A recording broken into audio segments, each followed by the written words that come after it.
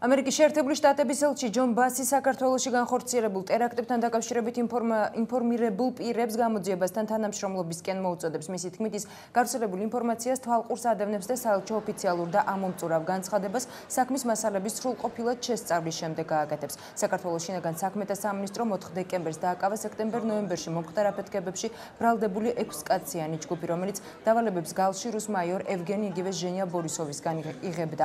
შინაგან საქმეთა სამინისტროს ცნობით ორი ეჭვმიტანილი თავს ამ დრომდე აფხაზეთის ოკუპირებულ ტერიტორიას აფარებს. დაკავებულები გალიდან არიან. ერთ-ერთ აფეთქებას, რომელიც ჯავახიშვილის ქუჩაზე ლეიბორისტების ოფისთან მოხდა, ადამიანი ემსხვერპლა.